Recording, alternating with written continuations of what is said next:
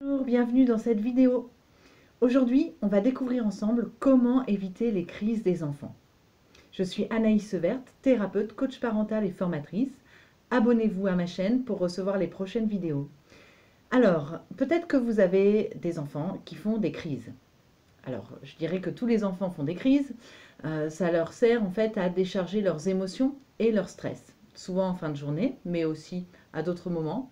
Les crises, on les trouve chez les enfants très jeunes, 1 an, 2 ans, 3 ans, mais aussi elles peuvent encore être présentes quand l'enfant grandit, puisque le cerveau de l'enfant n'est pas encore mature, et donc l'enfant n'a pas encore la capacité de réguler complètement ses émotions.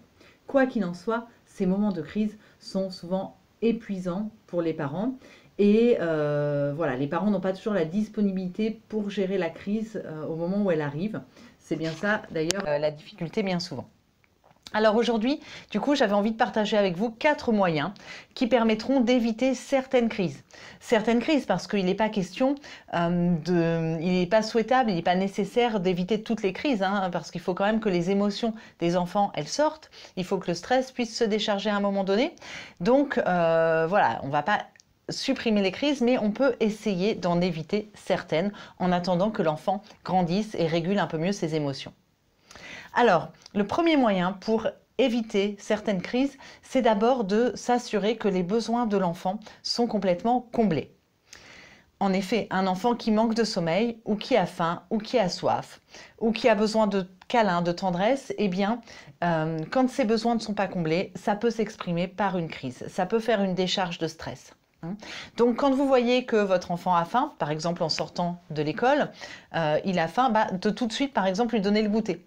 De ne pas attendre d'être rentré à la maison. Ça va permettre à ce que l'enfant, tout de suite, son besoin est comblé. Il n'y a pas besoin de faire une crise.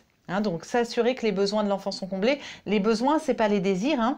Les besoins, c'est ce qui est fondamental, c'est ce qui est essentiel pour vivre convenablement. Quand les besoins de l'enfant ne sont pas comblés, le seul moyen qu'il a, c'est d'exploser, de décharger. Donc, s'assurer que les besoins de l'enfant sont comblés. Deuxième moyen d'éviter les crises, c'est d'éviter les déclencheurs. Alors, qu'est-ce que ça signifie? Je vois des fois, il y a des familles où les bonbons sont sur la table. On va dire la table de la salle à manger, la table du salon, bien en évidence. Alors, forcément, les enfants, ils réclament. Ils voient les bonbons et ils réclament.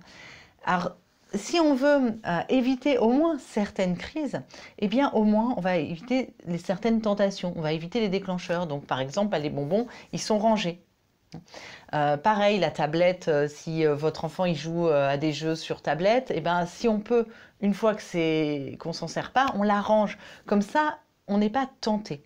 Donc comme ça, vous allez vous éviter des crises dans le sens où l'enfant ne va pas penser à vous réclamer quelque chose et donc vous n'aurez pas le fameux refus, si vous voulez refuser à ce moment-là, refus à formuler qui risque de déclencher la crise. Donc éliminer les sources qui déclenchent finalement les crises.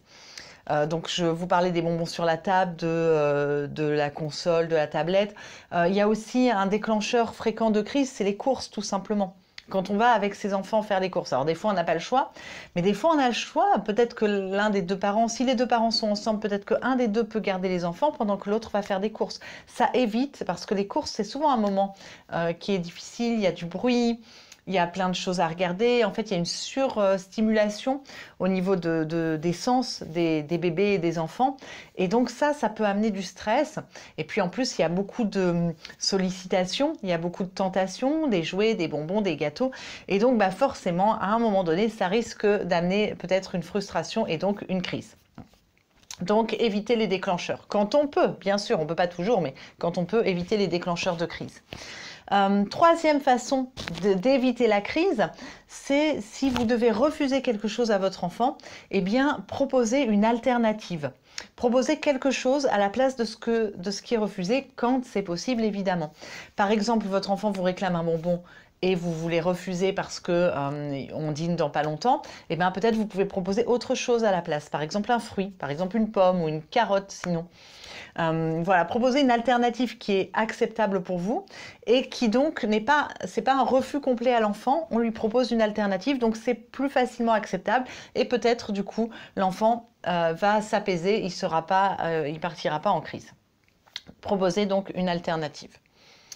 Quatrième moyen d'éviter les crises, c'est d'être soi-même émotionnellement serein.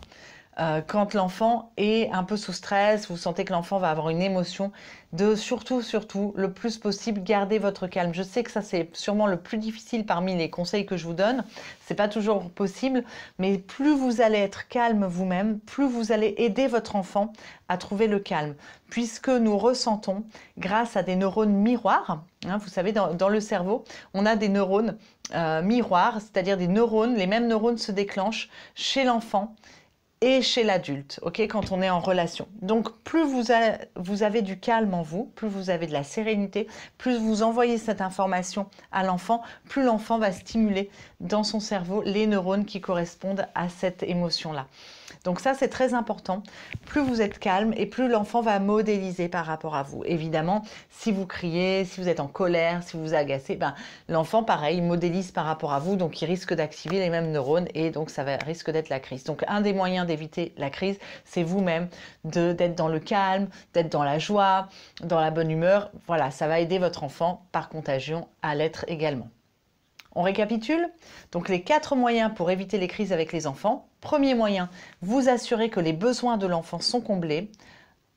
Faim, soif, sommeil, câlin, etc. Deuxième moyen, éviter les déclencheurs de crise. Chaque fois que c'est possible, essayez d'éviter que l'enfant se retrouve dans une situation qui déclenche une crise. Troisième moyen, proposer une alternative quand vous refusez quelque chose. Quatrième moyen, être calme le plus possible, vous, émotionnellement, respirez la sérénité. Voilà, j'espère que cette vidéo vous aura aidé. Abonnez-vous à ma chaîne et activez les notifications pour pouvoir recevoir les prochaines vidéos. Et je vous dis à très bientôt.